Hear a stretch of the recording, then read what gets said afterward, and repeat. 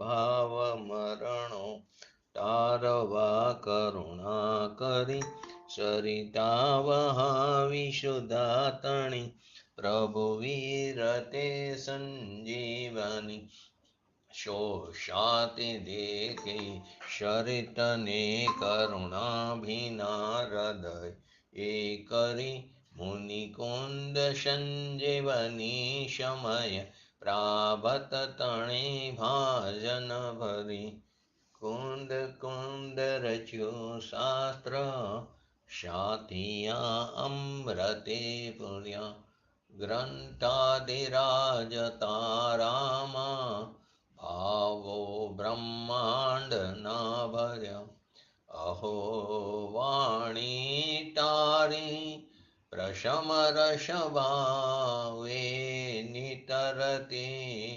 મુમુક્ષુને પાતે અમૃત રસ અંજલિ ભરી ભરી અનાદિની મૂર્છા વિષતણી ત્વરાથી ઉતરતી વિભાવેતી થંભે સ્વરૂપ ભણી દોડે પરિણતિ તુષે નિશ્ચય ગ્રંથ ભંગ સગરા વ્યવહારના ભેદવા તું પ્રજ્ઞા છીણી જ્ઞાનને ઉદયની સંદેશ હો છેદવા સાથી સાધક નો તું ભાનો જગનો સંદેશ મહાવીરનો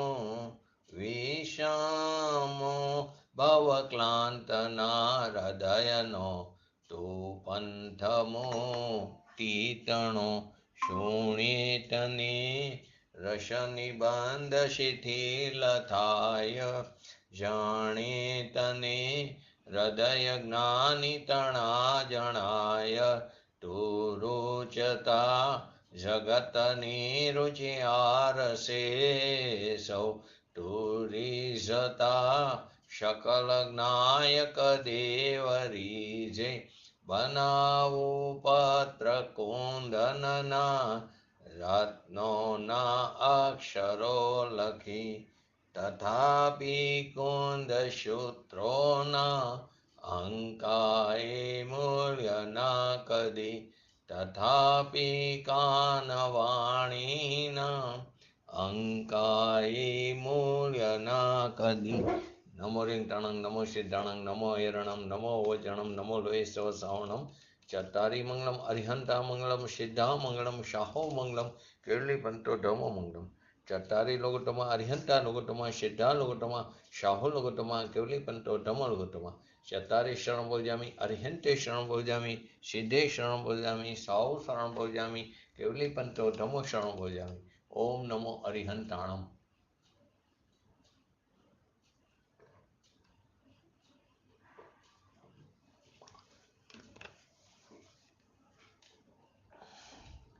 શ્રી સમયસાર ગ્રંથાધિરાજ કર્તા કર્મ અધિકારની 76 નંબરથી 79 નંબરની ગાથા ચાલી રહી છે. 77 નંબરની ગાથાનું હરિગીત જયંતિ વેલો. વિધ નિજ પરિણામને જ્ઞાની જરૂર જાણે ભલે પરદ્રવ્ય પર્યાયે ન પ્રણમે નવગ્રહે નવ ઉપજે. એની અંદર કહે છે જ્ઞાની અનેક પ્રકારના પોતાના પરિણામને જાણતો થકો પણ તે નિશ્ચયથી પદ્રવ્યની પર્યાય રૂપે પરિણમતો નથી, તેને ગ્રહણ કરતો નથી અને તે રૂપે તે ઉપજતો નથી. એમાં ગઈકાલે છેલ્લે આપણે એક્ઝામ્પલથી પૂરું કર્યું હતું કે પોતાના પરિણામને જાણે એટલું તો કામ કરે છે ને, તો ભેગું રાગને પણ એ તો જાણે છે, રાગનું પણ કામ કરે. એક ગાયનો ગોવા તો 5 ગાયનો ગોવા. પૂજ્ય ગુરુદેવશ્રીના પ્રવચનમાં એક્ઝામ્પલ છે. તો કે એકને ચારે તો 5ને ચારવામાં શું વાંધો? તો કે એમ આત્મા પોતાના પરિણામને જાણે અને એનો કરતા થાય, એમ રાગનો કરતા થાય કે ન થાય? રાગના પરિણામને જ્યારે જાણે તો ભેગો એનો કરતા થવામાં એને વાંધો શું છે કે ન થાય, કે એને પૂતગલમાં નાખી દીધો છે, પદ્રવ્યમાં નાખી દીધું છે. એ ગઈકાલે આપણે છેલ્લે લીધું હતું. તો કે ધર્મી જીવ કોને કીધો? કે જે પૂર્ણ શુદ્ધની ખાણ છે, એની ખાણમાંથી ખોદીને અંદર શું નીકળ્યું? શુદ્ધ પરિણામ. એની અંદર રહેલા અનંતા જે ગુણો છે તે અનંતી પ્રજા છે એની, તો એ કેવા છે? શુદ્ધ છે. તો ખાણમાંથી ખોદીને શુદ્ધ પરિણામ કાઢ્યા, એની અંદર એકાગ્ર થઈને એનું અવલંબન લઈને આત્માનું આશ્રય કરીને અંદરથી શુદ્ધ પરિણામ કે જે વ્યક્ત રૂપે અંદર પડ્યા હતા શક્તિમાં, પરંતુ પર્યાયમાં અવ્યક્ત રૂપે હતા, તે પર્યાયમાં વ્યક્ત રૂપે પ્રગટ થયા. તો એ પરિણામ સિવાય, આત્મ પરિણામ સિવાય, ધર્મીના પરિણામ સિવાય બીજા પરિણામનો એ કર્તા કર્મ સંબંધ એને છે નહીં. પોતાના નિજ દ્રવ્યને અનુલક્ષીને એને અનુસરીને થતા જે પરિણામ છે વિતરાગી પરિણામ, એ સિવાય બીજા પરિણામનો આત્માને એને કર્તા કર્મ સંબંધ નથી. તો પછી ક્યાં એવી વાત આવી મેં આ કાર્ય કર્યું, મેં ફલાણું કર્યું, મેં પુસ્તકો જીનવાણી છપાવી, મેં જીનવાણીની વેચણી કરી, મેં જીનવાણી એટલે કે પ્રભાવના કરી, તે કરવી જોઈએ, પરંતુ ત્યાં કર્તાપણું ન હોવું જોઈએ. કેમ કે કર્તા કર્મ અધિકારની મુખ્યતા છે. મેં કર્યું ન હોય. જ્યાં કરવું અહીંયા મરવું બરાબર છે. તો કે પુસ્તકો મેં બાંધ્યા, આ બિલ્ડિંગ મેં બાંધ્યું, તો તે કાંઈ જ નથી કર્યું. મેં ઉપદેશ આપ્યો 2 કલાક, એક ધારાવાહી ઉપદેશ આપ્યો, એક વિષય ઉપર, એક ગાથા ઉપર મેં 15 દિવસ સુધી સ્વાધ્યાય કર્યો. એક ગાથા ઉપર હું આટલું બધું લઈ શકું છું, તો કે તે ધૂરમાં, તે પૂજ્ય ગુરુદેવશ્રીની ભાષામાં કહે ને, ધૂરમાં તે કંઈ કર્યું નથી. કેમ કે જડ થઈ ગયો તું. ઉપદેશ તો શું છે? જડની પર્યાય છે, ભાષા વર્ગનાની પર્યાય છે. તો તું શું જડ થઈ ગયો છું? મેં 1 કલાક આપ્યો ધારાવાહી, ખંડ પડ્યા વગર એક ધારાવાહી સ્વાધ્યાય કર્યો, અને પછી મારી કદર કરજો. પાછું શું કે? અમારી કદર કરજો.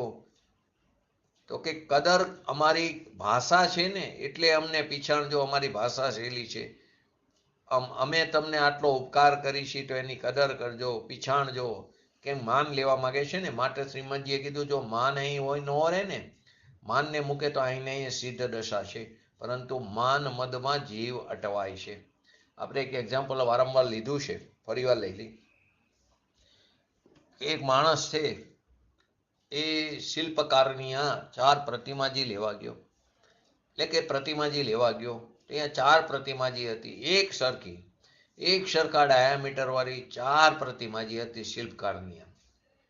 એને પૂછ્યું કે આમાં ભાવ શું આનો? તો કે જે પહેલી પ્રતિમાજી છે એનો ભાવ છે 5000 રૂપિયા કે 500 રૂપિયા. બીજી પ્રતિમાજી છે એનો ભાવ 5000 છે. ત્રીજી પ્રતિમાજી છે એનો ભાવ 50000 છે. અને ચોથી પ્રતિમાજી છે એનો ભાવ 5 લાખ રૂપિયા છે. તો એક સરખી પ્રતિમાજી છે, બધું એક સરખું, તો ભાવમાં ફરક શું? તો શિલ્પકારે એને એક સરી આપી કે જે 500 વાળી છે પ્રતિમાજી, એના કાનમાં નાખો. તો એ સરી અંદર ગઈ જ નહીં. એટલે કે તે વાણીને તું સાંભળતો જ નથી, તે સાંભળવા ગયો જ નથી. તું વસ્તુ સ્વરૂપની વાત તને કાને પડવી તારા માટે ખૂબ અગત્યની છે, તે મને મળી જ નથી, એટલે એની કિંમત નથી તને થઈ. એટલે કે તું 500 રૂપિયાની પ્રતિમાજી છે. બીજી પ્રતિમાજીમાં સરી નાખી તો બીજા કાનમાંથી નીકળી ગઈ, એટલે એક કાનેથી સાંભળી વાત, બીજા કાનેથી નીકળી ગઈ. જે આપણે અનાદિકાળથી કરતા એવા છીએ, કેમ કે અમલમાં તો મૂકતા નથી. પછી ત્રીજી પ્રતિમાજી છે, એમાં કાનમાં સરી નાખી તો મોઢામાંથી બહાર નીકળી. કે જે અત્યારે આપણે આને અનુલક્ષીને એક્ઝામ્પલ દીધું, કે જે સાંભળ્યું અને ઉપદેશ દેવામાં ચાલ્યો ગયો સમય, તો જો ઘણીવાર વિચિત્રતા જુઓ પરિણામની, કે જે ઉપદેશ દઈ રહ્યો છે ને, જે વક્તા, એ ઉપદેશના વિકલ્પમાં રહી ગયો, એના માનમાં રહી ગયો, અને સાંભળનાર જીવ પોતાનું કામ કરીને ચાલ્યો ગયો. માટે તું એ વિકલ્પમાં પણ તું ન અટવા. તો કે કાનમાંથી નાખીને ઉપદેશમાં, એટલે કે મોઢામાંથી બહાર નીકળી વક્તાને સ્વરૂપે, એટલે એની કિંમત 50000 છે. અને ચોથી 5 લાખની કે એમાં કાનમાં નાખીને પેટમાં ઉતરી ગઈ, એટલે કે તેણે અંદર ઉતાર્યું. ખરેખર એવું છે કે જે કંઈ સાંભળી એને સતત ગાય જેમ વાગોરે એમ મને વાગોરવાનું, એનું ચિંતન મનન મંથન કરવું જરૂરી છે. પરંતુ આપણે તો એમ કે મેં આટલું કીધું તો મારું તો કંઈક સારું બોલો, કંઈક માન પડ્યું છે ને, એ માન તને અટકાવે છે કે વળતર તો આપો અમે તમને, તમે અમને. તો વળતર તે દીધું હોય તો વળતર મળે ને. તે ક્યાં કઈ દીધું છે? એ તો ઉપદેશ તો જડની પર્યાય છે. તે ક્યાં દીધું છે? વળતર ક્યાં મળે? કે તે દીધું હોય તો વળતર મળે. તો ભાષાની પર્યાય આત્મા કરે અને એ કાર્ય મારું એમ માનનાર મૂંઢ મોહી મિથ્યા દ્રષ્ટિ છે. તો કોઈ વાત કરતા કરતા ક્યાંક મિસ્ટેક પણ થાય તો એ ખરેખર એ સમયે એ ભાષા વર્ગણાના શબ્દોનું એ સમયે એવી જ રીતે પરિણમવાની લાયકાત હતી. તો ગમે એટલું ધ્યાન રાખતો કે ક્યાંક મિસ્ટેક થઈ જશે. તો ભાષાની પર્યાય આત્મા કરે ને એ કાર્ય મારું એ માનનાર મૂંઢ મોહી મિથ્યા દ્રષ્ટિ છે, જે ખરેખર ભગવાનના જ્ઞાનથી વિરુદ્ધ માનનાર છે. ભગવાનના જ્ઞાનથી સર્વજ્ઞની વાત લીધી, ગુરુના જ્ઞાનથી વિરોધ માનનાર છે. એની અંદર ભાવલિંગી મુનિરાજ અને પૂજ્ય ગુરુદેવશ્રી જેવા અધ્યાત્મ ગુરુ પણ આવી ગયા. શાસ્ત્રના ભાવથી વિરોધ માનનાર છે. સાચા શાસ્ત્ર એનાથી પણ એના ભાવથી પણ વિરોધ માનનાર છે. ખરેખર જુઓ તો ચૈતન્યની મર્યાદાથી વિરોધ માનનારો છે. એનાથી પણ આગળ જો પોતાના સ્વભાવ સાથે તે અવરચંડાઈ કરી રહ્યો છે. તો ખરેખર જો તો વિતરાગ માર્ગ છે ને સાવ સરળ છે, સર્વત્ર છે, સત છે ને સુંદર છે. શ્રીમતીમાં આવે છે સત, સરળ અને સર્વત્ર ને સુંદર. પરંતુ શેખાંડાની ધાર જેવો જો બરાબર નો ચાલે તો વાગે. એ શાસ્ત્ર ને શસ્ત્ર બનતાની વાર લાગે. માટે તારા સ્વચ્છંદે એનો અર્થ ન કરતો. કોઈ જ્ઞાની જન પાસે એનો અર્થને સમજીને સ્વના લક્ષ્ય તું ચિંતન મનન મંથન કરજે. 76 નંબરની ગાથામાં શું કીધું કે પૂતગલ કર્મને જાણતો જ્ઞાની. અહીં 77માં હું કીધું પોતાના પરિણામને જાણતો જ્ઞાની. શું કીધું? અનેક પ્રકારના પોતાના પરિણામને જાણતો ટકો પણ નિશ્ચયથી પદ્રવ્યની પર્યાય રૂપે પરિણમતો નથી, તેને ગ્રહતો નથી અને તે રૂપે ઉપજતો નથી. બંને ગાથામાં એટલો ફરક છે. તો કે હવે 78 નંબરની ગાથામાં ત્રીજી ગાથાની અંદર બોલો એનું હરિગીત 76 77 પૂરી કરી. 78 કર્મનું ફળ અનંતુ જ્ઞાની જીવ જાણે ભલે પરદ્રવ્ય પર્યાય ન પ્રણમે નવગ્રહે નવ ઉપજે. પૂતગલ કર્મના ફળને જાણતો. એટલે ધર્મી જીવ છે ને સંયોગ વિયોગની વાત નથી, હર્ષ શોકની વાત છે, રાગ દ્વેષની વાત છે.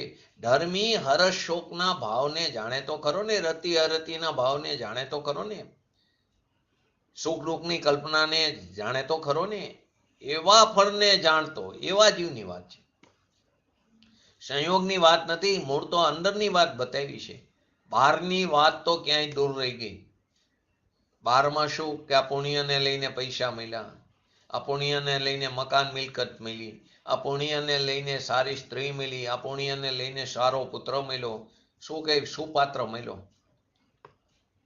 તો અચલજી નામના જે પંડિત હતા એની એક વાત બરાબર યાદ રહી ગઈ છે કે પુત્ર તો કાં તો સુપુત્ર હોય કાં કુપુત્ર હોય. ખરેખર તો પુત્ર પુત્ર જ છે. એને સુપુત્ર ને કુપુત્ર આપણે બનાવ્યો આપણી માન્યતામાં. એ સુપુત્ર જ છે, પુત્ર પુત્ર જ છે. પરંતુ એને સુપુત્ર ને કુપુત્ર કીધો કે તું ગમે એટલું તું ભેગું કરીશ તો એ સુપુત્ર હોય તો એને કઈ જરૂર નહીં પડે. સુપાત્ર હશે તો ને કુપાત્ર હશે તો એક સમયમાં બધું વેડફી નાખશે. તો તું તારી પર્યાયને શું કામ વેડફી રહ્યો છે? એટલે કે આજે કુટુંબ, કબીલા, સ્ત્રી, પુત્ર આદિ મળ્યા એ બધું પૂતગલની પર્યાય છે. એ પૂતગલનું ફળ છે. પુણ્યને લઈને પૈસા મળ્યા એમ કહેવું એ પણ નિમિત્તનું જ્ઞાન કરાવે છે. જો આપણે એના એક્ઝામ્પલ પણ લીધા છે ઘણી વાર. પૈસો મહેનતથી પણ નથી મળતો, પૈસો પુણ્યથી પણ નથી મળતો, પૈસો જ્ઞાનથી પણ નથી મળતો. તો પૈસો શેને કારણે? હોશિયાર હોય ને એને જ પૈસો મળે એમ પણ નથી. જો એક્ઝામ્પલ લો કે સવારથી સાંજ સુધી લારી ફેરવતો હોય અને એની પાસે પૈસા નહીં હોય, ખૂબ ભણેલો હોય, MBA કરેલું હોય, માસ્ટર ડિગ્રીઓ કરેલી હોય, અને સામે એનો જે ઓનર હોય એ અભણ હોય, કરશનભાઈ જેવો નિરમા, એની કામ કરનારા બધા MBA હતા, પૈસા કરશનભાઈ પાસે હતા.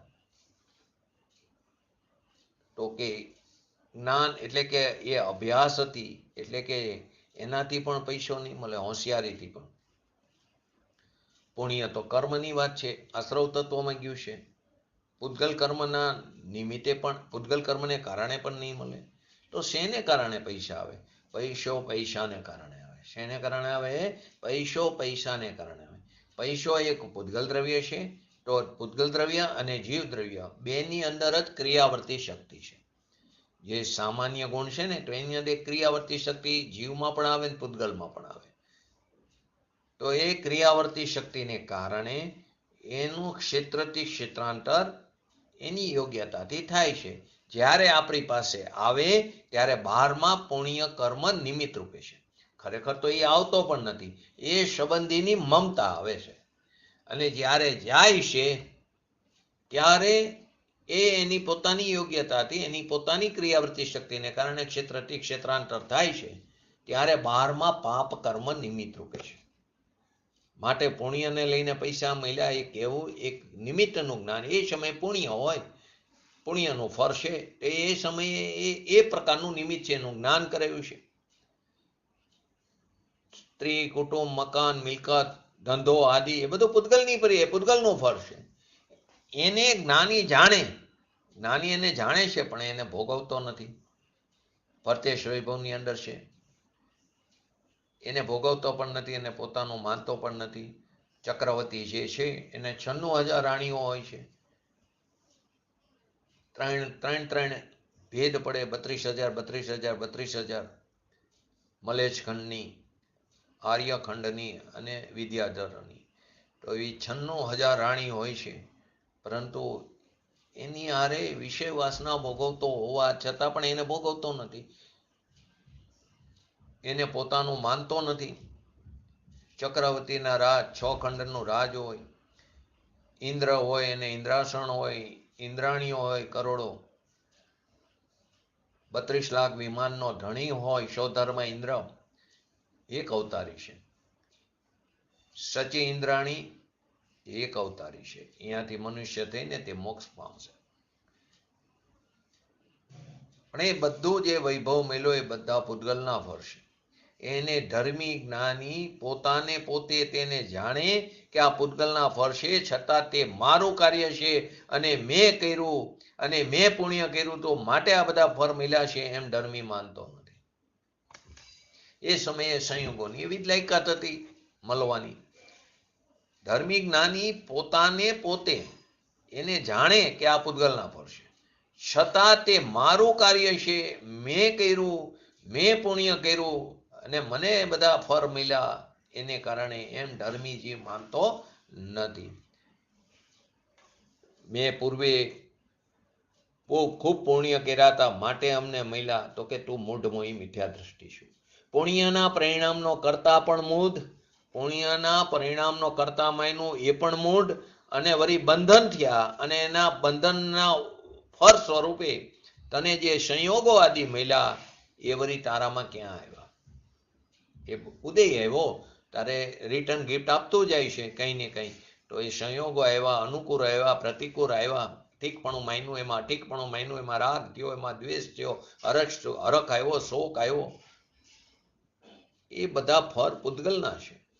એ વળી આપણી અંદર ક્યાંથી આવ્યા? પરંતુ આપણે શું માનીએ છીએ? મેં કર્યું, આપ બરથી મેરું. જો આપણે કેટલું બધું અભાન થઈ જઈએ છીએ. બોલવામાં વિવેક રહેતો નથી ને ગુજરાતી ભાષામાં તે બહુ જ બને. એમ કે મેં મારી જાત મહેનતે આ બધું કમાયું છે, આપ મેરે કર્યું છે. મારા બાપ દાદા તો ગામડેથી આવ્યા હતા, દોરી લોટો લઈને આવ્યા, એમ કહીને પોતાના બાપ દાદાને પણ તે અપમાનિત કરી રહ્યો છે, વડીલોને. અને ક્યાં માન છે એનું કે મેં આ બધું ઊભું કર્યું છે, આ સામ્રાજ્ય આપ બરથી. અમે બધું કર્યું છે. અમે બધા છોકરાઓને સારી જગ્યાએ ઠેકાણે પડ્યા. પહેલાના જમાનામાં તો છોકરાઓ એ વધારે હોય, બધાને ઠેકાણે પડ્યા, લગ્ન કરાવ્યા, તે કાંઈ જ કર્યું નથી. બહારની પર્યાયને કરે કોણ અને મૂકે કોણ? બહારની પર્યાયને તું કેવી રીતે એની પર્યાયને ફેરવી શકે, અને એને તું કેવી રીતે છોડી શકે? તું એને કેવી રીતે ભોગવી શક અને તું એને કેવી રીતે છોડી શક? તે એનું ગ્રહણ જ નથી કર્યું તો એનો ત્યાગ કેવી રીતે થાય? છે ને આત્મામાં શક્તિ. કઈ શક્તિ છે? બોલો બોલો જયંતિભાઈ.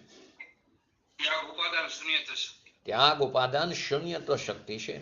તે ગ્રહણ જ નથી કર્યું પરદ્રવ્યને, તો તું એને છોડી કેવી રીતે શક? તો આપણે એમ કહીએ મેં 22 અભક્ષ્ય ચીજનું ભક્ષણ કરવાનું છોડી દીધું,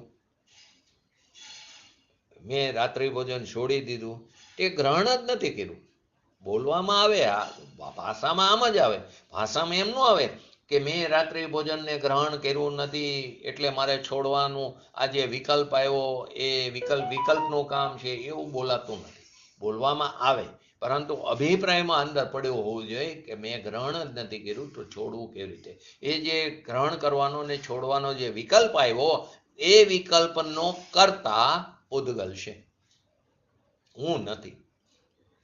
એની આદિ મધ્ય અંતમાં પૂદગલ સ્વયં અંતવ્યાપક થઈને પ્રસરે છે. અહીં કર્તા કર્મ અધિકારમાં એ વાત બતાવી છે. એટલે કે પૂદગલ કર્મના ફળને, એટલે કે જે તીર્થંકર ગોત્ર બાંધ્યો એનું ફળ આવ્યું, સમોસરણની રચના થઈ, અથવા તો કોઈ એવા ઉત્કૃષ્ટ પુણ્યનો ફળ સ્વરૂપે સ્વાર્થસિદ્ધિ વિમાનના દેવ થયો, એટલે કે સ્વાર્થ સિદ્ધિની ગતિ મળી, એવા ફળને અંદર એને હરખ થયો. 7મી નરકનું આયુષ્ય બંધાણું, અને 7મી નરકમાં આયુષ્ય બંધાણું, અને કોઈ નિમિત્ત જ્ઞાની આવી ગયા અને કીધું કે તું 7મી નરકમાં જવાનો, તો એમાંથી એને શોક થયો. એ હરખ શોક તે પૂદગલ કર્મનો ફળ છે, આત્માનું નથી. તો કે પૂદગલ કર્મના ફળને જાણતા એવા જીવને પૂદગલ સાથે કરતા કર્મપણું નથી. એ છે કે નહીં, એના ઉત્તર રૂપે આ 78 નંબરની ગાથા હતી કે પૂદગલ કર્મનું ફળ અનંતુ જ્ઞાની જીવ જાણે ભલે, પરદ્રવ્ય પર્યાય નો પ્રણમે નો ગ્રહે નવ ઉપજે. તો કે હરિગીતમાં આપણે જોયું કે પ્રાપ્ય એટલે કે જે પૂદગલની વર્તમાન અવસ્થા, વર્તમાન દશા કો, હાલત કો, અવસ્થા કો, કે કઈ પૂદગલની વર્તમાન અવસ્થા કે પૈસા, લક્ષ્મી, આબરૂ, કીર્તિ, અને એની સાથે થયેલો હરખ અને એમાં થયેલો શોક, એ સમયનું એ પ્રાપ્ય, એ સમયનો એ અંશ છે. એ સમયનું એ પ્રાપ્ય છે કોનું? પૂદગલનું. શું કીધું? પ્રાપ્ય એટલે જે પૂદગલની વર્તમાન અવસ્થા જે છે, પૈસો, લક્ષ્મી, કુટુંબ, કબીલા આદિ જે કંઈ, હવે એની સાથે અથવા તો શરીરની નિરોગતા, સરોગતા, તો કે એની સાથે થયેલો હરખ અને એમાં થયેલો શોક, તો પ્રતિકૂળ હોય તો શોક થાય. એ સમયનું એ પ્રાપ્ય છે, એ સમયનો એ અંશ એ પ્રાપ્ય છે કોનું? પૂદગલનું. એ પૂદગલનું કાર્ય છે, આત્માનું નથી. પ્રાપ્ય કોને કીધું? પ્રાપ્ય એટલે શું કીધું? કે પૂદગલ જે વસ્તુ છે, પદાર્થ, પૂદગલ શું છે? એક વસ્તુ છે, પદાર્થ છે. એની વર્તમાન અવસ્થા જે થાય છે કે હરખ શોક થાય, કર્મનો જે ઉદય છે, તેના ફળ રૂપે આત્મામાં રાગદ્વેષ થાય, આત્મામાં હરખ શોક થાય, રતિ અરતિપણો થાય. એના ફળ સ્વરૂપે સામગ્રી મળે, બહારની શાતા આદિ મળે અથવા તો અશાતા આદિ પણ મળે, શરીરમાં નિરોગતા આદિ મળે અથવા તો શરીરમાં સરોગતા આદિ મળે. એ બધા એ સમયની એ અવસ્થા એ પૂદગલનું પ્રાપ્ય છે. આ જે કંઈ થાય છે એ બધા એ સમયની. એ સમયની ખાસ ધ્યાન રાખજો, એ સમયની તે અવસ્થા, બીજા સમયની બીજી અવસ્થા, એને પૂતગલનો પરમાણુ પહોંચી વળે છે, પણ એ સમયની એ અવસ્થા તે પૂતગલનું પ્રાપ્ય છે. એનો અર્થ શું થયો?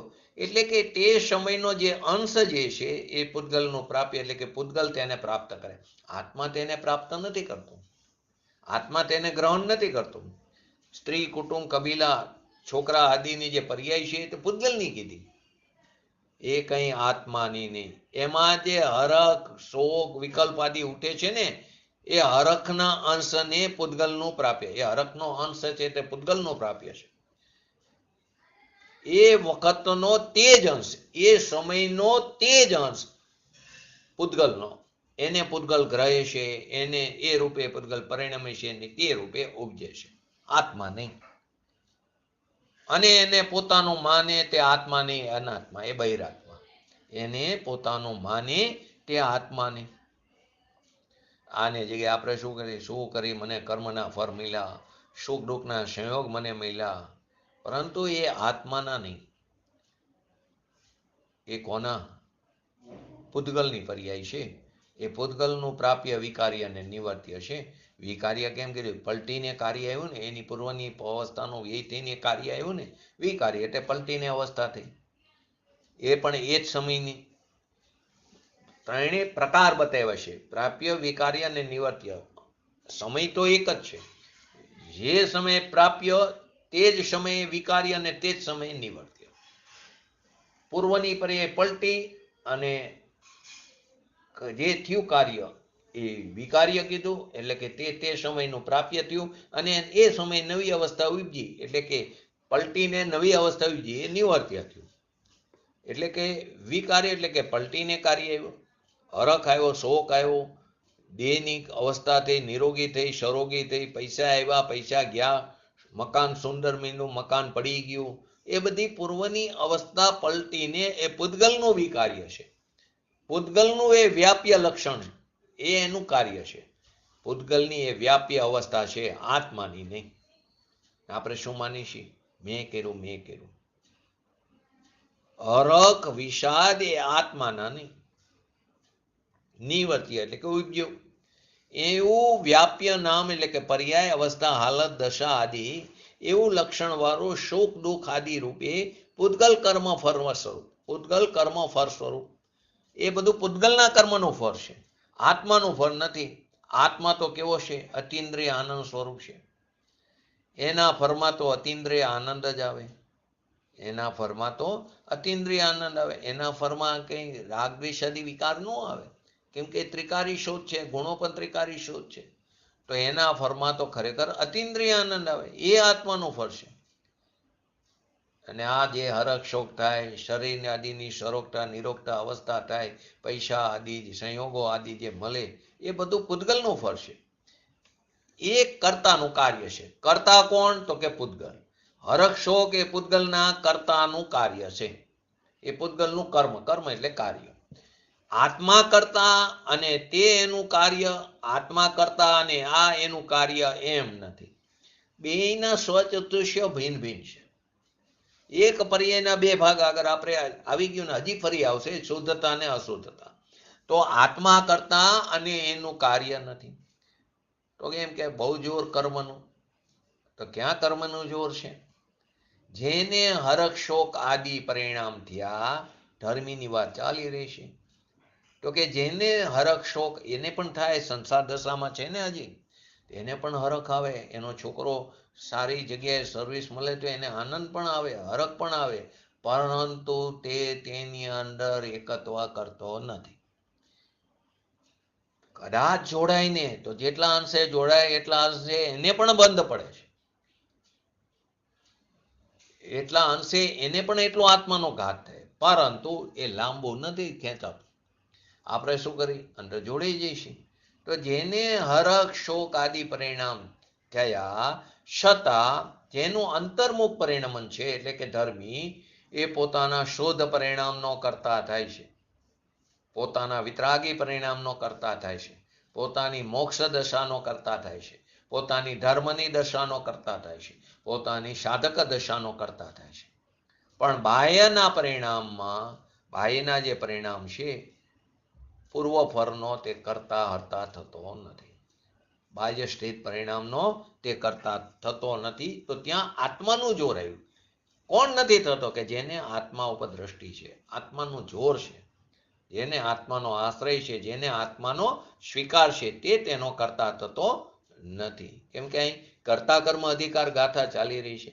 તો પૂતગલ કર્મના ફળને આત્મા, ધર્માત્મા, ધર્મી જીવ જાણે છે. એ પણ પૂતગલ કર્મના ફળ સાથે જ્ઞાની ધર્માત્માને કરતા કર્મ સંબંધ નથી. અત્યંત બધી ગાથામાં એ બતાવે પૂતગલ કર્મના ફળ સાથે જ્ઞાનીને કોઈ કરતા કર્મ સંબંધ નથી. પહેલી ગાથામાં શું આવ્યું હતું? કે આત્મા કર્મના પરિણામને જાણતો થતા શું આવ્યું હતું? જ્ઞાની અનેક પ્રકારના પૂતગલ કર્મના ફળ, પૂતગલ કર્મને જાણતો થકો, પણ નિશ્ચયથી પદ્રવ્યની પર્યાય રૂપે પરિણમિત થતો નથી, તેને ગ્રહણ કરતો નથી અને તે રૂપે ઉપજતો નથી. પહેલા એ ગાથામાં આવ્યું હતું કર્મના પરિણામ એટલે કે રાગ, દ્વેષ, પુણ્ય, પાપ, શરીર આદિની અવસ્થા. જે કર્મની પર્યાય પરિણામ છે તેને જાણતો આત્મા, એની સાથે એને કોઈ કરતા કર્મ સંબંધ નથી. એટલે કે આત્મા કરતા અને વિકારી પરિણામ, રાગદ્વેષ આદિ વિકારી ભાવ, શુભાશુભ ભાવ એ આત્માનું કાર્ય. આત્મા કરતા અને વિકારી પરિણામ આત્માનું કાર્ય એ આત્મદ્રષ્ટિવંત અથવા તો ધર્મીમાં અથવા તો દ્રવ્ય દ્રષ્ટિવંત જીવમાં હોતું નથી.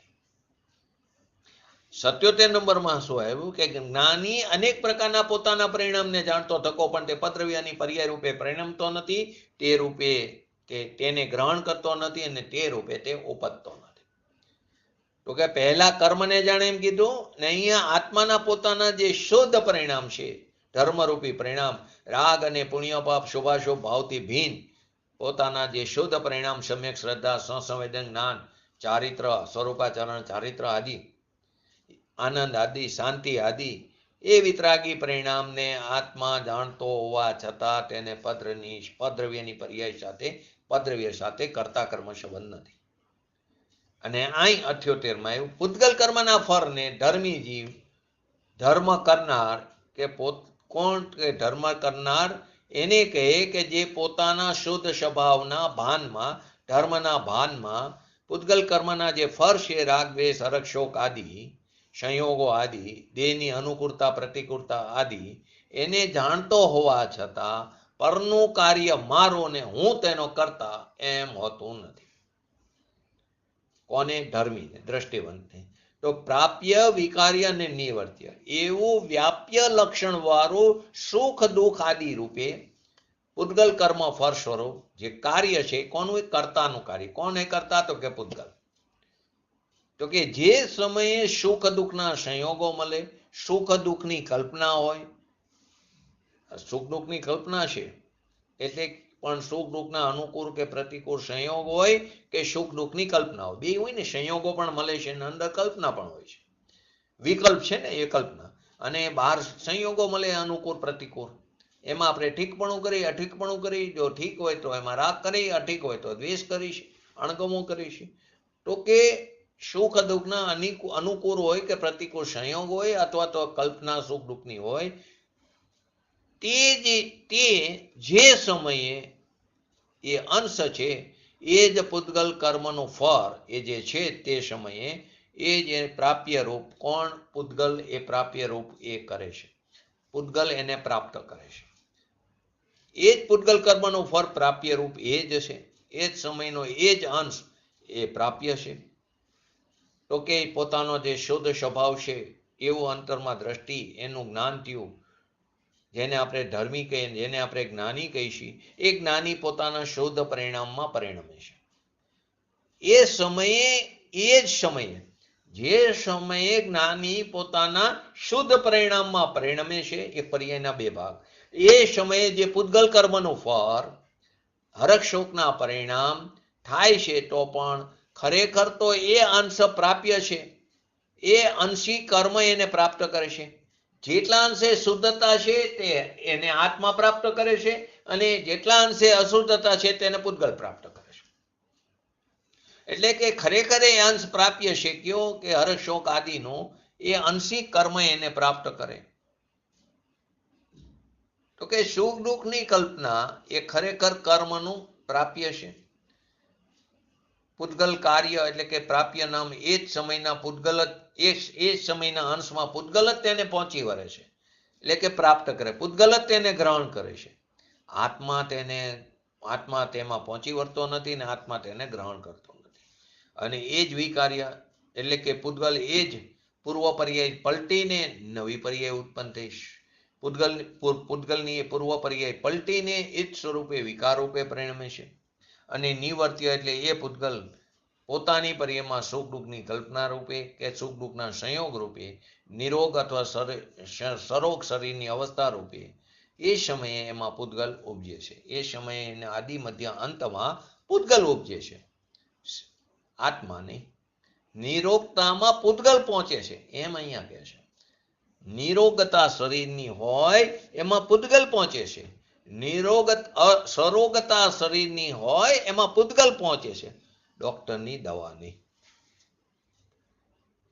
એક બાજુ એમ કે દવાથી રોગ સારો ન થાય, બીજી બાજુ જે જ્ઞાની ધર્માત્મા કહેતા હોય એ પણ ડોક્ટરની દવા લેતા દેખાય. કોના જેવી વાત થઈ? ઈરિયા સમિતિ જેવી. તો કે એ સમયના અભિપ્રાયમાં પડ્યું છે કે મારા અંદર રહેલા એ જે પરમાણુ છે એ જ્યારે એની અવસ્થા પલટાશે ત્યારે જ પલટાશે. એ સરોગથી નિરોગ થવાનો ત્યાં દવા નિમિત્ત રૂપે છે, પણ દવાને કારણે થયું છે એમ એના અભિપ્રાયમાં પડ્યું નથી. આપણે શું માની છીએ? દવાને કારણે થયું છે, ડોક્ટરને કારણે થયું. સારા ડોક્ટર છે, જો આપણે કેટલા બધા બધી બાજુ પ્રેક્ટિકલ થઈ જઈએ. જ્યાં આપણને અનુકૂળ લાગે એ બધું પ્રેક્ટિકલ થઈ જાય. ડૉક્ટરની આ દવાખાને કંઈક તકલીફ થઈ હોય ઘરમાં, કંઈક સગાવાલાને સંબંધીને, અને તબિયત બગડી હોય દાખલ કરી હોસ્પિટલમાં, અને જો સારું થઈ જાય તો કે ડૉક્ટરની ટ્રીટમેન્ટ બહુ ટાઈમે મળી, ડૉક્ટરનું કામ બહુ સારું, એણે બચાવ્યા. કોના ઉપર આરોપ જાય છે? ડૉક્ટર ઉપર. અને જો કંઈ કારણે તબિયત બગડી અને એનો દેહ પરિવર્તન થયું તો શું કહી કે જે કાર્ય જે થવાનું એ થાય. આપણને જેમ ઠીક લાગે એમ આપણે ભાષા વાપરી લઈએ છીએ. ખરેખર તો એ સમય એમ જ થવાનું હતું. માટે વારંવાર કહી છે ક્યારે અકાર અવસાન છે જ નહીં. નાની ઉંમરનું કંઈ મરણ થાય તો આપણે બોલીએ અકારે અવસાન, એ વ્યવહારની ભાષા છે. ખરેખર તો એ સમયે મૃત્યુનો સ્વકાર જ હતો. અભિપ્રાય બોલાય નહીં એ વખતે એવો, જ્યાં જે રીતે બોલાતું એમ બોલાય. ત્યારે એમ જ કહેવાય કે બસ નાની ઉંમર હતી, હા એનો જવાનો ટાઈમ નહોતો, આ બધું બોલાય વ્યવહારથી. પણ અભિપ્રાયમાં પડ્યું હોય કે આ સમયે આમ જ થવાનું હતું, આમ જ ક્રમબદ્ધ પર્યાય હતી. તો કે સુખ દુઃખની કલ્પના એ ખરેખર કર્મનું પ્રાપ્ય છે. તો કે નિરોગતામાં પૂતગલ પહોંચે છે એમ કીધું, પણ વૈદ્યની દવાની તો એ પણ એક પ્રશ્ન થાય. એ જે દવા છે ને એ પણ પૂતગલ થયું. નિરોગતામાં પૂતગલ પહોંચે. કયું પૂતગલ? દવા વાળું પૂતગલ કે શરીરની અંદર રહેલા પરમાણુ રૂપી પૂતગલ? બોલો. બે પૂતગલ છે. શબ્દ એટલો જ આવે, નિરોગતામાં પૂતગલ પહોંચે છે.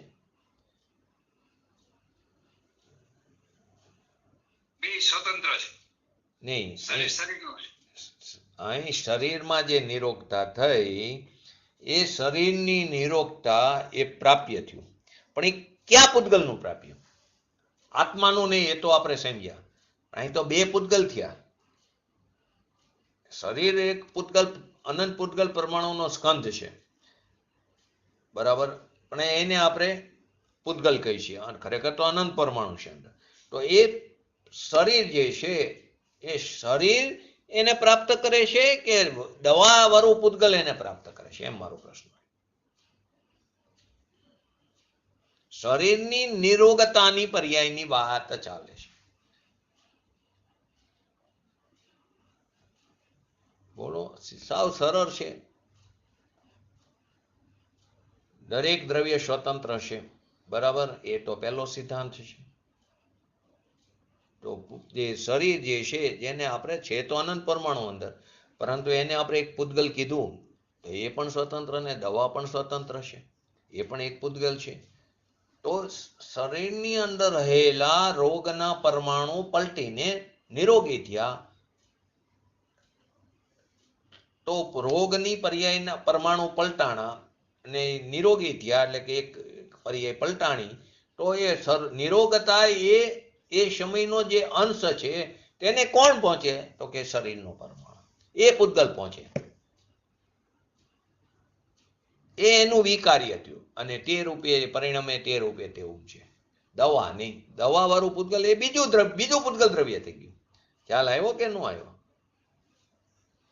અશોકભાઈ, જયંતિભાઈ, અમિતાબેન, ખ્યાલ આવ્યો કે ન આવ્યો? કનકભાઈ, રસીલાબેન, બરાબર. મારો પ્રશ્ન શું હતો? બે પૂતગલ છે. બોલો અશોકભાઈ.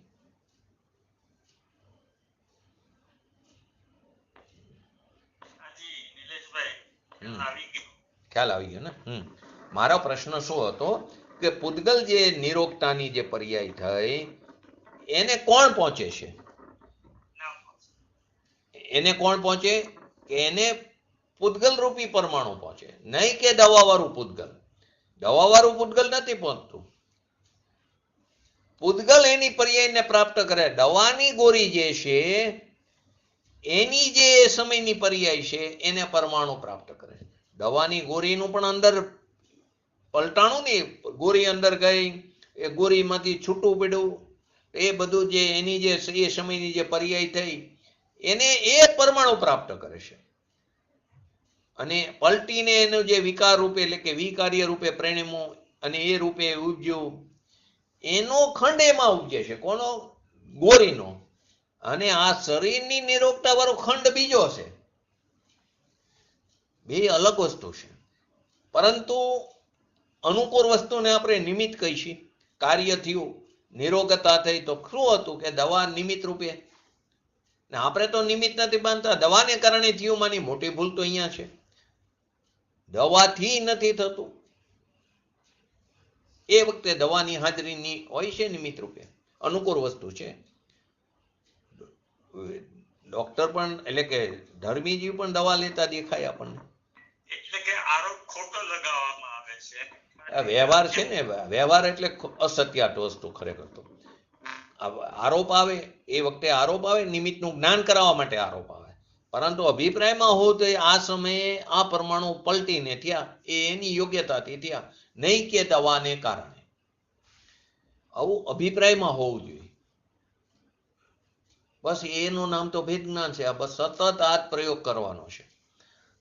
આવા તો નાની નાની કેટલી વસ્તુ છે કે જે આપણે ડગલે ને પગલે કરી શકીએ. માટે દોડીને ક્યાંય ધાર્મિક સ્થાનમાં પણ જવાની જરૂર નથી. અહીંયા જઈ તો ધર્મ પ્રાપ્ત થાય એવું કોણે કીધું? ધર્મ તો અંદર છે, આત્મામાં. એનો અર્થ એવો નથી કે ન જોવું. આવે રસ્તામાં એ સ્વભાવ આવે, પરંતુ એને કારણે પ્રાપ્ત થશે તો તું ખોટો છે. પ્રાપ્ત થશે તો પોતાના આત્માને કારણે. ત્યાં ધાર્મિક સ્થાને જઈ તો બહારના વિકલ્પોથી થોડો વિરામ પામી છે. આપણે નિવૃત્તિ થાય છે. નાનું સેન્ટર હોય તો બીજા બધાથી નિવૃત્તિ થાય તો એટલી ધર્મની વાત સાંભળવા મળે. અને જો પોતાની ઉપાદાનની એવી પાત્રતા હોય તો એ વાત જે સાંભળી હોય એને આપણે ગ્રહણ કરીને અમલમાં મૂકવાનો પ્રયત્ન કરી પોતાના પુરુષાર્થના જોડે. પણ સાંભળી જ નહીં હોય તો કેવી રીતે અમલમાં મૂકશે? તો અહીં કહે છે કે ધર્મી જીવ ધર્મ રૂપે થયો, કે રાગ અને પુણ્ય પાપના વિકલ્પ જે વિકાર છે એનાથી ભિન્ન, આશ્રવથી ભિન્ન, શરીર આદિ અજીવથી ભિન્ન, કર્મ શરીર અજીવ છે એનાથી ભિન્ન, પુણ્ય પાપ આશ્રવ તત્વ છે એનાથી ભિન્ન, પોતાના સમ્યક સ્વરૂપની એને પ્રતીતિ થઈ, એનો અનુભવ થયો. તો એવી દશામાં પુણ્ય પાપના ભાવ, સુખ દુઃખ આદિની કલ્પના અને શરીર આદિની અવસ્થા એ આત્માની પર્યાયમાં એ અભાવ સ્વરૂપ છે. કોને? કે જેને પોતાના સ્વભાવ ઉપર દ્રષ્ટિ છે તેને. એને પણ શરીરની અવસ્થામાં પલટો આવે છે, પરંતુ એના અભિપ્રાયમાં પડ્યું છે કે આત્માની પર્યાયમાં એ અભાવ સ્વરૂપ છે. એને પણ પુણ્ય પાપના ભાવ થાય છે, એને પણ શુભ અશુભ ભાવ થાય છે ને? ક્યાં સુધી એ શુભ અશુભ ભાવ? ક્યાં ગુણસ્થાન સુધી? બોલો. બુદ્ધિપૂર્વકની વાત છે, અબુદ્ધિપૂર્વકની નહીં. બોલો. 10મા ગુણસ્થાન સુધી. બુદ્ધિ, હું એટલે શબ્દ બોલ્યો ફરી વાર. બુદ્ધિપૂર્વકના 7મા ગુણસ્થાન સુધી. ને શુભ અને અશુભ ભાવ બંનેની વાત છે તો એ ચોથા અને પાંચમા ગુણસ્થાનમાં હોય છે. છઠ્ઠા ગુણસ્થાનમાં મુખ્યત્વે શુભોપયોગ હોય છે. શાસ્ત્ર રચવાનો વિકલ્પ હોય છે, બાર ભાવનાનું ચિંતન હોય છે, જીનેન્દ્ર ભગવાનના દર્શન કરવાનો વિકલ્પ હોય છે. આરક શરીર બહાર નીકળે, કંઈ અપ્રયોજનભૂત તત્વની બાબતમાં શંકા જાય તો મસ્તકમાંથી સફેદ પુત્રો બહાર નીકળે અને સમોશરણમાં જાય કે જ્યાં કેવરી બિરાજમાન છે ત્યાં જાય, શંકાનું સમાધાન થાય આરક શરીરવાળા. તો એ બધા શુભ ભાવ છે. તે શુભ ભાવ ત્યાં છે, શુભ ઉપયોગ. ચોથા પાંચમામાં તો શુભ પણ છે ને અશુભ પણ છે. શુદ્ધ તો છે જ, જેટલા અંશે શરીરમાં સ્થિરતા, એટલે કે શરીરમાં શું, આત્મામાં સ્થિરતા, એટલા અંશે શુદ્ધ ઉપયોગ છે, એટલા અંશે સંવર છે, એટલા અંશે પોતાના સ્વભાવનું અવલંબન છે, એટલા અંશે આનંદ છે, એટલા અંશે શાંતિ છે. પરંતુ ત્યાં શુભ અને અશુભ છે. સાતમાંથી શુદ્ધ ઉપયોગ જ છે, પછી શુભ અને અશુભ નથી. અબુદ્ધિપૂર્વકનું 10મા ગુણસ્થાન સુધી લઈ શકાય, બુદ્ધિપૂર્વકનું છઠ્ઠા સુધી છે. તો પુણ્ય પાપના ભાવ, સુખ દુઃખની કલ્પના, શરીર આદિની અવસ્થા એ આત્માની પર્યાયમાં અભાવ સ્વરૂપ છે. હવે અભાવ સ્વરૂપ છે, એમાંથી સદભાવ કેવી રીતે આવે? બોલો. પછી આમ કસાય 10મા ગુણસ્થાન સુધી એમ કહેવાનો એ અબુદ્ધિપૂર્વકનો છે ને, બુદ્ધિપૂર્વકનો નહીં. એ તો અંદર પોતાના આત્મામાં હોય છે, પરંતુ પડ્યો છે ને, આજે અસ્તિત્વમાં પડ્યું છે, એ અપેક્ષા વાત છે. અસ્તિત્વમાં પડ્યું છે એ ક્રમે ક્રમે જાય, ક્રોધ માન માયા લોભ. ઇવન વેદ પણ જાય, 9મા ગુણસ્થાને જાય. 3 પ્રકારના જે વેદ છે, સ્ત્રી વેદ હોય છે. સ્ત્રી પર્યાય જુદી વસ્તુ છે, સ્ત્રી વેદ જુદી વસ્તુ છે. અને લોકોએ કલ્પના જુદી કરી નાખી, અર્થનો અનંત કરી નાખ્યો.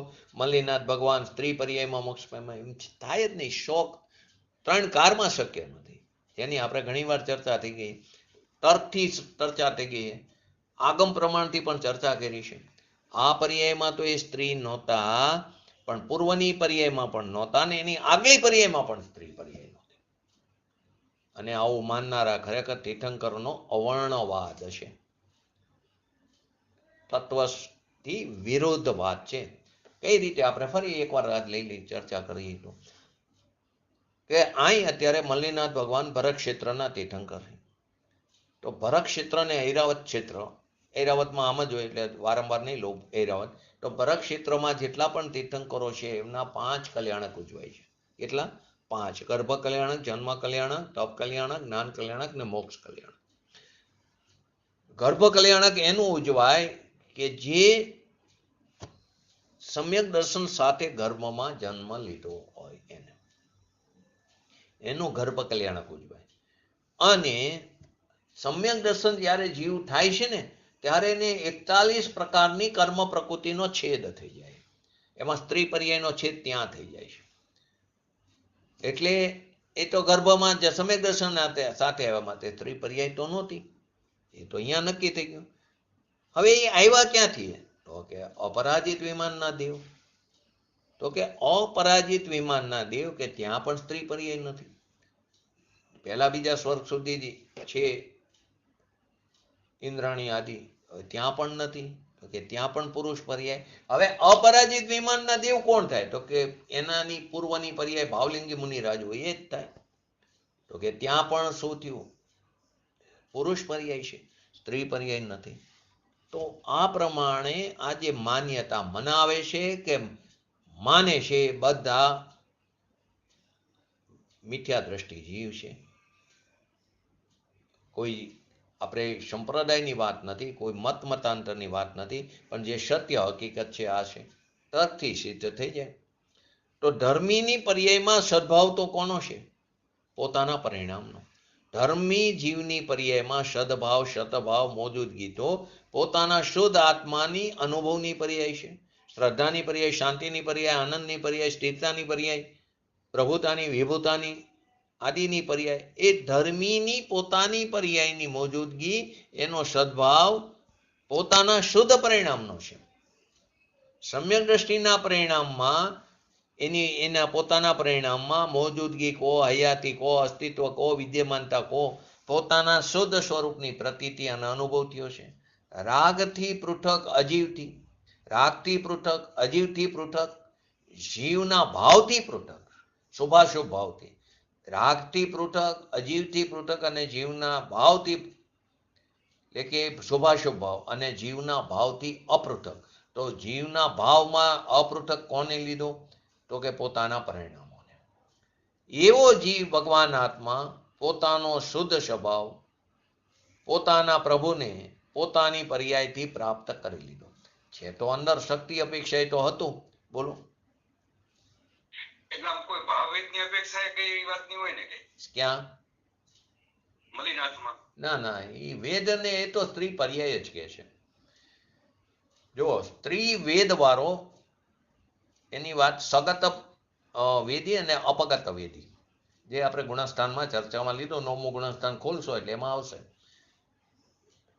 એનો વેદ ત્યાં સુધી વિદ્યમાન છે, પણ આમ તો એને બ્રહ્મચર્ય પ્રતિ પડિમાના ધારક હોય છે 5મા ગુણસ્થાનથી. બરાબર. હવે જે સ્ત્રી વેદ હોય એ જ પર્યાયમાં મોક્ષે જાય, પણ તીર્થંકર ન થાય. સ્ત્રી વેદ જેને હોય 9મા ગુણસ્થાને તો એનો અભાવ થાય, પરંતુ સ્ત્રી વેદ વાળો જે જીવ છે તે જ પર્યાયમાં મોક્ષે જઈ શકે, પણ તીર્થંકર ન થાય. તીર્થંકર થઈને મોક્ષે ન જાય, સીધો મોક્ષે જઈ શકે. તો આ તો તીર્થંકર થઈને મોક્ષ ત્યાં, એટલે એ પણ અહીંયાથી ખંડન થાય છે. ઘણા બધા તર્કથી તમે સિદ્ધ કરી શકો, જે આપણે અવારનવાર આ વાત થઈ ગઈ છે. તો કે જીવ રાગથી પૃથક, અજીવથી પૃથક, જીવના ભાવથી અપૃથક, એટલે કે શુદ્ધ પરિણામોથી અપૃથક, એવો જીવ ભગવાન આત્મા પોતાના પ્રભુને પોતાની પર્યાયથી પ્રાપ્ત કરી લીધો. એટલે કે પોતાની પર્યાયથી પ્રાપ્ત કર્યો તો એમાં પામરતા ક્યાંથી આવે? એમાં પુણ્ય પાપ શરીર આદિની અવસ્થા ક્યાંથી આવે? અને આપણે શું કરીએ? આપણું પરમાત્માપણું સ્વીકારતા નથી અને પામરતાપણું સ્વીકારી, શાસ્ત્રમાં આવે છે ને, જેણે પામરતાપણું સ્વીકાર્યું તેને પરમાત્માપણું પ્રગટ નહીં થાય. આપણને પામર માની શું કરીએ અમને સમજાતું નથી. આપણી પોતાની વાત હોય આપણને ન સમજાય એમ કેવી રીતે બની શકે? અશોકભાઈ પૂછ્યું છે, હાથ છે એટલે. તો કે શરીરની એ પૂછવું હોય તો પૂછવું.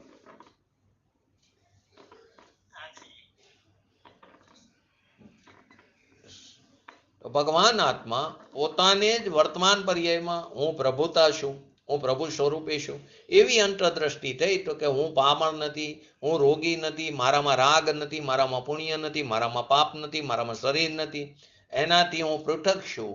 એવી અંતરદ્રષ્ટિ થતા, એવી ધર્મ દ્રષ્ટિ થતા સમ્યક દર્શન થયું. એનું નામ ધર્મ કીધું, એનું નામ મોક્ષ દશાની શરૂઆત કીધી, ધર્મ દશાની શરૂઆત કીધું. તો ધર્મીની પર્યાયમાં મોજૂદગી કોની? એ શુદ્ધતાની છે. દ્રવ્ય પણ શુદ્ધ છે, ગુણ પણ શુદ્ધ છે, અને એની વર્તમાન પર્યાયમાં મોજૂદગી શુદ્ધતાની છે. હવે અશુદ્ધતાની મોજૂદગી એની પર્યાયમાં નથી. એ અશુદ્ધતા એ પૂતગલની પર્યાયમાં નાખીને એને જાણનારો આત્મા કહી દીધો. છે સમયે એને પણ રાગદ્વેષાદી હોય છે ભૂમિકા અનુસાર, પરંતુ એ અશુદ્ધતાની મોજૂદગી એની પર્યાયમાં નથી. ધર્મના પરિણામ જેને કીધા એની પર્યાયમાં નથી એની મોજૂદગી. એ અશુદ્ધતાને પૂતગલની પર્યાયમાં નાખીને એને જાણનારો આત્મા કીધો. એ અશુદ્ધતાની જે પર્યાય છે, એ પર્યાયને જાણનારું જે જ્ઞાન છે, એ જ્ઞાનના પરિણામનો કરતા ભગવાન આત્મા કીધો. એ રાગદ્વેષ આદિનો નહીં. રાગદ્વેષને જાણનારું જ્ઞાન પોતાનું છે, ને પોતાનું જ્ઞાન પોતાના સ્વચતુષ્યમાં રહીને એ જાણી રહ્યો, પોતાને જાણે છે, સાથે તે પર જણાઈ જાય છે. દર્પણની સપાટી ઉપર જેમ ઝરકે એમ ઝરકી જાય છે. કેમ કે આ તો રાગદ્વેષ તો પૂતગલ કીધું. તો કે દરેક દ્રવ્યની અંદર પ્રમેયત્વ નામનો ગુણ છે. તો પ્રમેયત્વ નામનો ગુણ છે તે કોઈના ને કોઈના જ્ઞાનમાં ઝરકે છે. તો કે એ અશુદ્ધતા તે પૂતગલની પર્યાયમાં નાખીને એનો જાણનારો આત્મા છે, એનો કરતા અને ભોગતા આત્મા નથી. એવી વસ્તુ સ્વભાવની મર્યાદા છે. જાણનારો આત્મા છે, એનો કર્તા અને ભોગતા એ પૂતગલની પર્યાયનો કર્તા ભોગતા આત્મા નથી, એને જાણનારો આત્મા છે. પાપને તો છેલ્લું લઈને પૂરું કરી, પાપને તો પાપ આખો સંસાર કહેશે. દરેક મતો જેટલા પણ છે સંસારમાં, એ દરેક પાપને તો પાપ જ કહે છે. પણ પુણ્યને વિરલ જન પાપ કહે છે. પુણ્યનું બંધે પાપ. પુણ્ય અને પાપ કેવું કોઈ વિરલાનું કામ છે. આપણે એને કર્મની અપેક્ષાએ સમજીએ, એ પણ ઘણી વાર આવી ગયો છે. જેને ધર્મ દ્રષ્ટિ થઈ તો પુણ્ય અને પાપ બેયને પાપમાં નાખી દીધા. જેને પુણ્ય અને પાપ વચ્ચે ફરક માન્યો તે મૂંડ મોહી મિથ્યા દ્રષ્ટિ છે. બે અશુદ્ધ ભાવ છે. તો કેવી રીતે આપણે કર્મની અપેક્ષાએ સમજી? તો કે જીવમાં 8 મૂળ પ્રકૃતિ છે કર્મની. જીવને 8 મૂળ કર્મની પ્રકૃતિ, 4 ઘાતી અને 4 અઘાતી સંસાર દશાની વાત ચાલી રહી. તો 4 ઘાતી જે છે તે બધી કેવી છે? પાપ પ્રકૃતિ છે. એની 47 અને જે અઘાતી જેની 101, મુખ્યત્વે 148, પછી એમાં 168 પણ થાય, અલગ અલગ થઈ શકે. તો કે 47 પ્રકૃતિ જે ઘાતી કર્મની છે બધી પાપ પ્રકૃતિ છે. અને અઘાતી કર્મની જેટલી પ્રકૃતિ છે તે પાપ પણ છે અને પુણ્ય પ્રકૃતિ પણ છે. હવે જીવ હર સમયે 7 અથવા 8 પ્રકારના કર્મ પ્રકૃતિનો બંધ કરી રહ્યો છે. કેમ એમ કીધું? તો કે આયુ કર્મનો બંધ એક જ વાર પથાય છે અપકર્ષણકારે. બાકી આયુ કર્મનો બંધ ફરી વાર થતો નથી. એકવાર થઈ ગયો પછી 7 કર્મનો બંધ જીવ નિરંતર કરી રહ્યો છે. હવે જીવે જ્યાં શુભ ભાવ કર્યો તો અઘાતી કર્મમાં શુભ કર્મની પ્રકૃતિ બંધાણી. અઘાતી કર્મની સાતાવેદનીય, ઉચ્ચ ગોત્ર, ઉચ્ચ નામ આદિ, ઉચ્ચ આયુ આદિ. પરંતુ ઘાતીની પ્રકૃતિ તો ચાલુ રહી ને. તો ઘાતીની પ્રકૃતિ તો પાપ છે. આ બધું ભલે શુભ થઈ અઘાતીની, માટે તેને પુણ્યાનુબંધી પાપ કહેવામાં આવ્યું. પુણ્યને પાપ કહેવામાં આવ્યું. હવે જ્યારે પાપ કર્યું એટલે કે અશુભ ભાવ કર્યો તો અઘાતીમાં પણ પાપ પ્રકૃતિનો બંધ પડ્યો, ઘાતીમાં પણ પાપ પ્રકૃતિનો, તો પાપાનુબંધી પાપ થયું. આ કર્મની ભાષામાં છે. ખરેખર વાસ્તવમાં પુણ્ય અને પાપ તો આશ્રવ તત્વ છે. તો કે પુણ્ય પાપને બેયને પાપમાં નાખ્યા. કેમ? તો કે બંને અમૃત સ્વરૂપથી કેવા છે? વિરુદ્ધ છે. પોતાના સ્વરૂપમાં અમૃતની વિદ્યમાનતા પડેલી છે. અતિન્દ્રિય આનંદની અંદર વિદ્યમાનતા પડી, મોજૂદગી પડી, અસ્તિત્વ પડ્યું છે. તો અતિન્દ્રિય આનંદની વિદ્યમાનતા ક્યાં છે? પોતાના દ્રવ્ય ગુણમાં છે. એવી એને પર્યાયમાં પ્રાપ્ત કરી. જે શક્તિ અપેક્ષાએ વ્યક્ત હતું, પર્યાયમાં અવ્યક્ત હતું, એ પર્યાયમાં પ્રાપ્ત કર્યું. અથવા બીજી ભાષામાં કહી તો પર્યાયમાં દ્રવ્યની જેવો દ્રવ્ય સ્વભાવ છે તેવી રચના કરી. અથવા બીજી રીતે કહી તો ત્યાં દ્રવ્ય અને પર્યાયની સંધિ થઈ. અને એનાથી પણ આગળ કહી ત્યાં દ્રવ્ય અને પર્યાયનું એકમેકપણું થયું. આ જ્યાં એકમેકનો અર્થ સમજાઈ જાય તો કાર્યની પ્રાપ્તિ થયા વગર નહીં રહે. તો આપણે પણ આવા દ્રવ્ય અને પર્યાયની સંધિને યથાયોગ્ય જ્ઞાની પુરુષોએ કહેલી વાતને લક્ષ્યમાં લઈને સમજીને આપણી પર્યાયમાં શીઘ્ર ને શીઘ્ર વિતરાગતા પ્રાપ્ત કરી એવી પરમ વિરલ ભાવના સાથે આજનું વ્યક્તિત્વ પૂરું કરું. જય જીનેન્દ્ર. બોલો જીનવાણી સ્તુતિ. બોલો જયંતિભાઈ.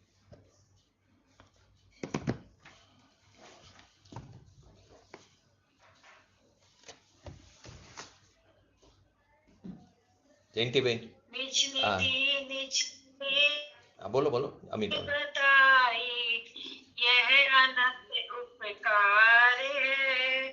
उसके लिए जिनवाणी माँ को वंदना शत बार है, वंदना शत बार है. નમો રિંગટાણું નમો સિદ્ધાણું નમો હેરણમ નમો અવજાણમ નમો લય સવસાણમ ચતારી મંગલમ અરિહંતા મંગલમ સિદ્ધા મંગલમ શાહુ મંગલમ કેવલી પંતો ધમ્મ મંગલમ ચતારી લુગતમાં અરિહંતા લુગતમાં સિદ્ધા લુગતમાં શાહુ લુગતમાં કેવલી પંતો ધમ્મ લુગતમાં ચતારી શરણ ભોજામી અરિહંતે શરણ ભોજામી સિદ્ધે શરણ ભોજામી શાહુ શરણ ભોજામી કેવલી પંતો ધમ્મ શરણ ભોજામી. બોલીએ શ્રી પંચ પરમેશ્વરી ભગવંતોનો જય હો. બોલીએ શ્રી જીનવાણી માતનો જય હો. બોલીએ શ્રી પરમ પૂજ્ય પરમોપકારી શ્રી સદગુરુ દેવનો જય હો.